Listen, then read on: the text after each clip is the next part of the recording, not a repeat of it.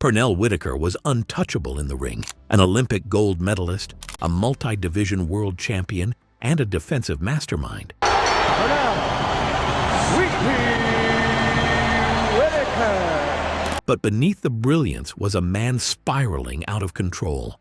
Addiction, arrests, financial collapse, and a death so sudden it shocked the boxing world. How did it all go so wrong? What happened to Sweet Pea, and how did his life take such a heartbreaking turn?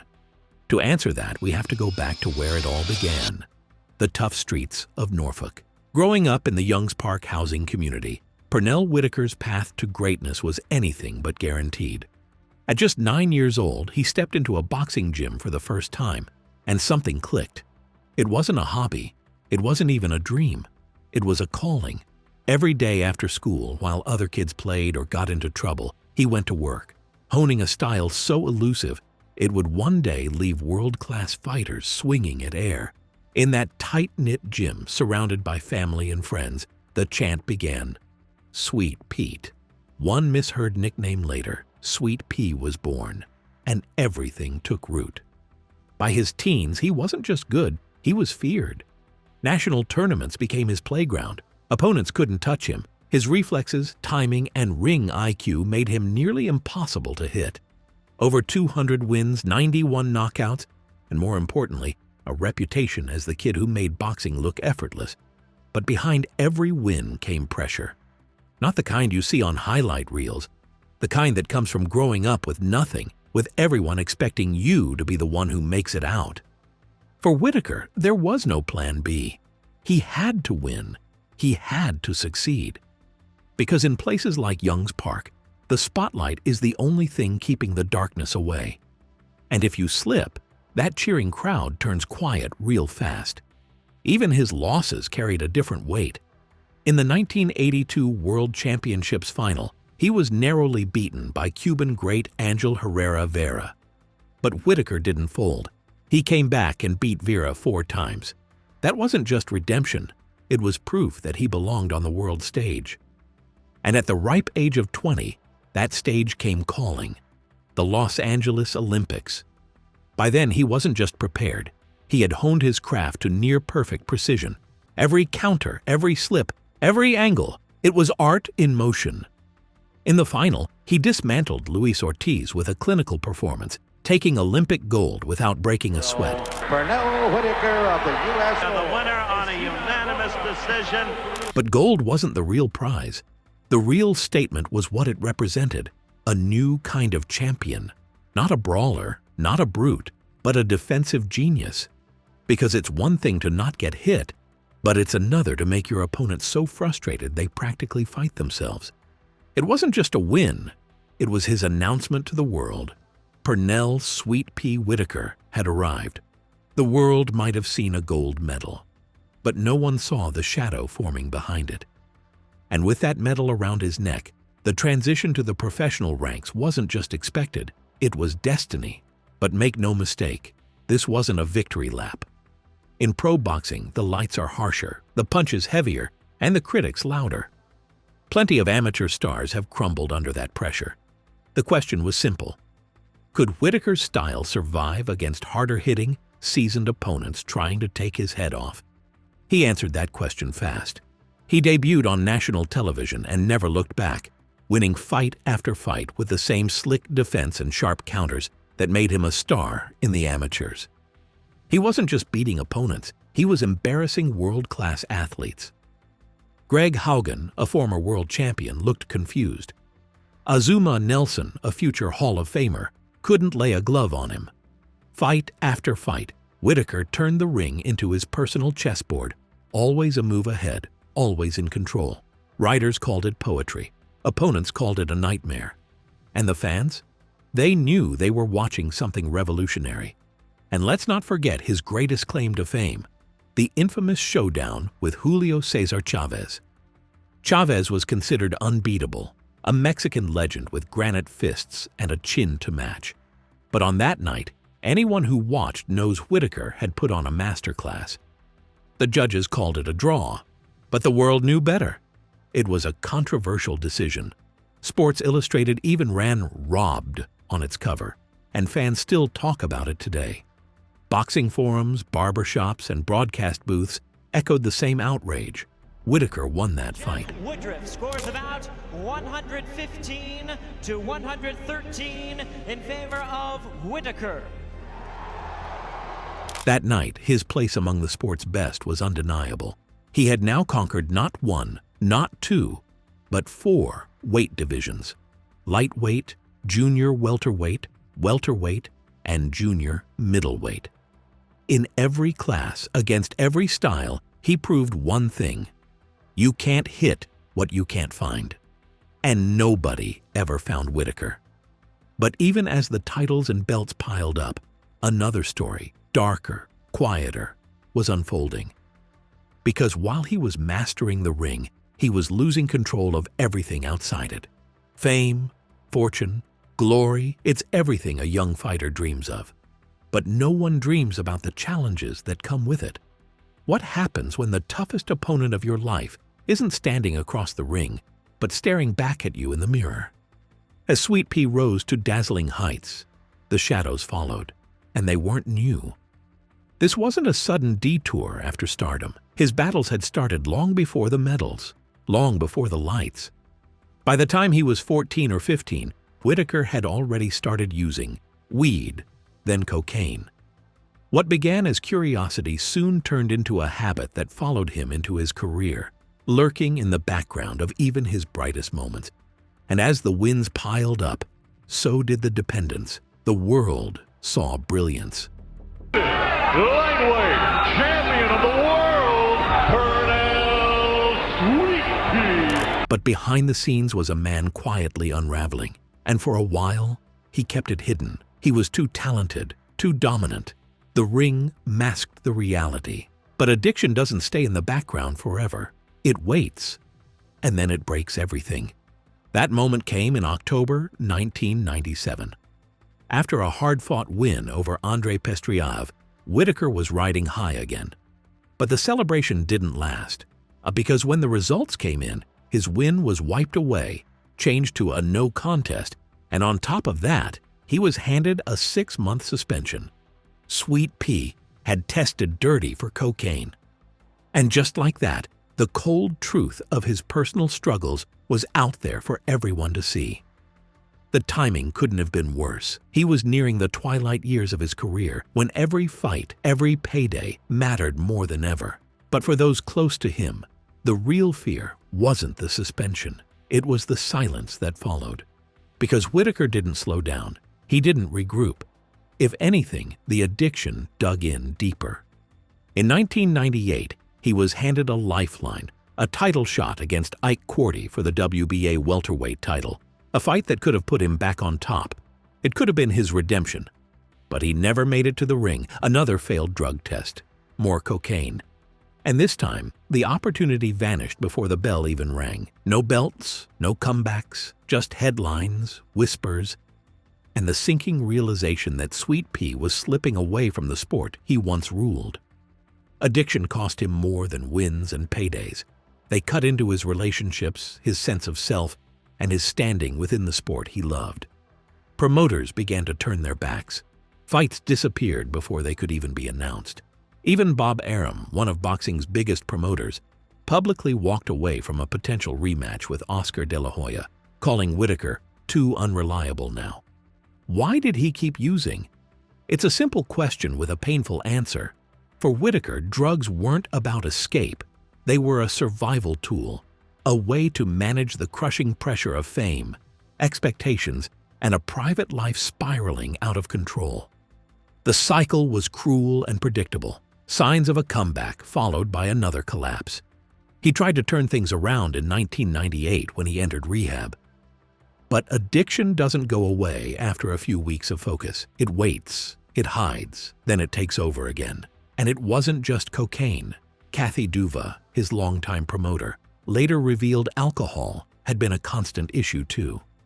This wasn't a bad year or two. It was a war that stretched from Norfolk to Vegas, from childhood to the bitter end and beyond. And in 2002, that war almost claimed him for good.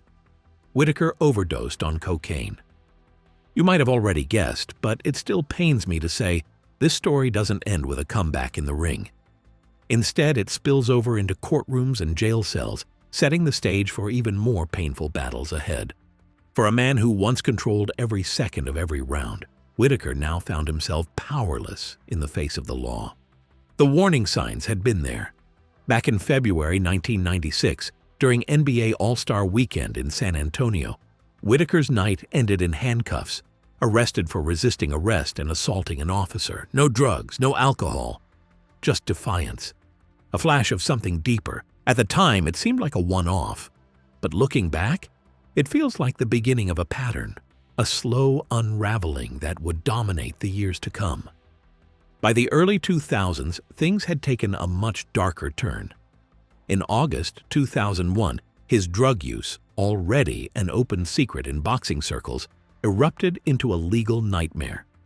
On his way to serve a 4-day jail stint for minor traffic convictions, things like speeding and driving without a license, he was stopped and searched. Inside a roll of cash, police found cocaine. It was surreal, heading into jail for one offense while literally walking into another. He posted bond, but now he was facing new federal charges. The veil was off. His addiction and his run-ins with the law were now feeding off each other, each new slip tightening the noose. Then came the breaking point. In June 2002, just months after his overdose, his probation was revoked. A judge handed down a felony conviction for cocaine possession, stripping him of his first offender status, a legal leniency that essentially said, you get one mistake. And now, Whitaker was fresh out of second chances. He was staring at a potential 10-year prison sentence.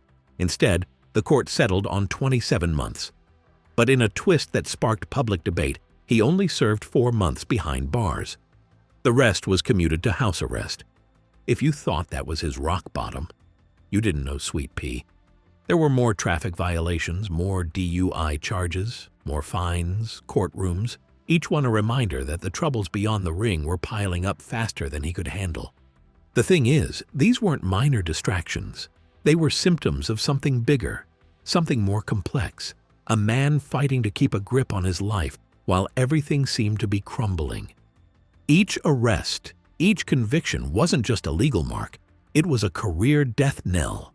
The boxing world had moved on. He was no longer a commodity, no longer trusted, not in the ring, not even as a trainer. This was the same man who once dictated every second of a bout, and now? He was watching from the sidelines as the sport he loved slipped through his fingers, leaving him more isolated, one court date at a time. And the fallout didn't stop there. It followed him into everyday life, where the next blow wouldn't come from a fighter, but from life itself. His relationships crumbled under the weight of his unresolved issues. People who had supported him through his career watched as the man who'd once been their hero transformed into someone they barely recognized. And beyond all this was something less often discussed, the stigma. For athletes like Whitaker, public failure isn't met with compassion. It's consumed as entertainment. The mugshots, the rehab headlines, the courtroom appearances, they overshadow the human. Sweet Pea wasn't seen as a man fighting for his life. He was labeled a cautionary tale, another tragic statistic. But addiction is never that simple, is it? It's a cycle, relentless, lonely, and destructive. And athletes are often the most vulnerable, pressured to be perfect, surrounded by enablers, unprepared for life once the cheers fade. Even all of that wasn't his lowest point. Because as the headlines shifted from victories to violations, a hard question began to loom. How does a man who once made millions end up fighting just to keep a roof over his head? For Whitaker, the next round wouldn't be fought in a ring or a courtroom. It would be fought at home, where the cost of his troubles would hit closer than ever before. The fall from riches to rags wasn't overnight. It was slow, messy, public, and deeply painful. Pernell Whitaker, the man who once lit up arenas and silenced legends, was now forced to evict the very woman who raised him. It wasn't tabloid drama. It was a symbol, a gut-wrenching reminder of how far he had fallen. Because what this story revealed wasn't just personal, it was systemic. It's no secret that professional sports rarely prepare players for what comes next, but boxing in particular is notorious for worshiping its champions in the ring and forgetting them the moment the lights go out. Managers chase paydays, promoters move on, and few athletes, especially those who come from nothing, are ever taught how to keep what they've earned. It's a recipe for disaster, and Whitaker was no exception. When he retired in 2001, the big paydays were over. His attorney later admitted the truth. His money was drying up. Training young fighters brought in scraps compared to what he'd made in his prime. The transition from world champion to working-class reality hit hard, and the Bills didn't care who he used to be. And then came the house. It was more than just property. It was a symbol of Whitaker's success, a gift he'd bought for his mother, Novella, at the height of his fame. Proof that he'd made it, and that they all had. But by 2013, that symbol had become a financial noose. Property taxes had gone unpaid, piling up to over $200,000 on a house valued at more than $370,000. His mother and siblings still lived there, but they weren't contributing. Whitaker was drowning in debt, and the house was dragging him under. Faced with the threat of foreclosure and mounting legal pressure, he made a decision no son should ever have to make. He filed to evict his own mother. Novella, heartbroken, spoke to the media. This wasn't just about losing a house. She was watching her relationship with her son fall apart in front of the world. "I am his mother. How could he do this to me?" For Whitaker, though, it wasn't betrayal. Selling the house was about survival. That house had become a financial anchor dragging him deeper into ruin. With over $200,000 in equity, it was one of the last assets he had left. If he didn't act, the state would take it anyway. This wasn't about cruelty. It was about trying to breathe. In February 2014, a judge ruled in Whitaker's favor, ordering his mother and siblings to vacate by the end of March. He called it a beautiful moment. Not with joy, but out of relief. One less weight crushing him, even if that weight was family. The fallout was enormous. Novella moved in with her daughter, but the damage was done. The case became a symbol of everything Whitaker had lost outside the ring. And as devastating as that chapter was, it was only another step down a road that would end in even greater tragedy. Because Whitaker's life still had one more turn left, one final, tragic round that no one saw coming. On July 14, 2019, Pernell Whitaker was gone. At just 55 years old, the elusive Sweet Pea lost his life after being struck by a car while crossing a busy intersection in Virginia Beach. It was a quiet Sunday evening around 10 p.m. on Northampton Boulevard and Baker Road. Police arrived quickly. The driver stayed at the scene. There was no foul play. The cause of death was clear: blunt force trauma. The cause of heartbreak? That would ripple far beyond Virginia. Because just like that, one of boxing's most brilliant minds, gone. No final farewell. No grand tribute. Just a silent, sudden exit for a man whose story always felt unfinished. The news hit the boxing world like a gut punch. Fans, fighters, old trainers, everyone stopped. Sweet Pea wasn't just another former champ. He was a legend, the kind of fighter who made even the best look average. But even in the tributes, there was a quiet acknowledgement. Everyone knew his battles outside the ropes had never truly ended. The outpouring of grief was immediate. The sense of loss, palpable. Boxing champions aren't supposed to go like this. Not alone, not on a street corner, taken in an instant by something so random and cruel. In the years before his death, Whitaker never strayed far from the sport that made him. He stayed close to the ring, working as a trainer, mentoring fighters like Zab Judah, and spending countless hours in local gyms across Virginia. He showed up to events, signed autographs, posed for photos, always willing to give advice to anyone who would listen. And despite everything, the scandals, the headlines, the heartbreak, there were moments when he seemed at peace, especially when he was talking about boxing, breaking down footwork, or showing a young fighter how to slip a punch. Just days before his death, he had been scheduled to receive a special honor during the Pacquiao-Thurman fight night. It wasn't grand, but it mattered. A chance to remind the world of what made him great. Those who knew him hoped it might mark a new chapter, a chance for Whitaker to finally find peace in the legacy he built. But life had other plans, and that moment never came. The contrast was always there, his calm presence in public and the chaos he carried in private. After his death, Whitaker's family called it one of the darkest moments of our lives. A simple sentence that captured not just their grief, but the weight of everything he'd endured. Outside the ring, life never stopped swinging. Promoter Kathy Duva said it best. He was far from a perfect human being, but he was pretty close to a perfect fighter. It was in the ring, she explained, where Whitaker was happiest, where he was in control. His story is tragic, but not rare. Addiction, tax problems, legal trouble, broken relationships. The millions he earned were lost to bad choices and even worse luck.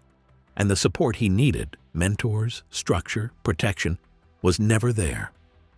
By the end, the man who once stood on boxing's highest pedestal had spent years just trying to stay afloat. And yet no amount of personal turmoil could erase what he accomplished inside that ring. In 2006, he was inducted into the International Boxing Hall of Fame, a permanent reminder that no matter what happened outside the ropes, inside them, Pernell Whitaker was the master of defense. He didn't just win. He changed how we understood the art of boxing. To this day, when someone gets outclassed with pure skill, fans say they got sweet pea'd. His legacy as a technician, a thinker, and a competitor is still alive. But those who knew him best remember more than just the fighter. They remember a man trying to rebuild, a father, a son, a friend, someone who carried both pride and regret. And maybe that's the hardest part. How do we honor a legend when their life outside the ring feels like a cautionary tale? There's no easy answer, but maybe the best we can do is remember all of it, the brilliance and the flaws, and recognize the human reality beneath the greatness. Because what he gave to boxing will never be forgotten. What do you think? As fans, we love to celebrate the glory. But what happens when the lights go out? What are we doing to keep legends from falling through the cracks? We'd love to hear from you, so drop a comment down below. And if his story moved you, don't forget to hit like and subscribe for more deep dives into boxing's legends. Remember Pernell Whitaker not just for his brilliance, but for his humanity. Only then can we honor his full legacy. See you in the next one.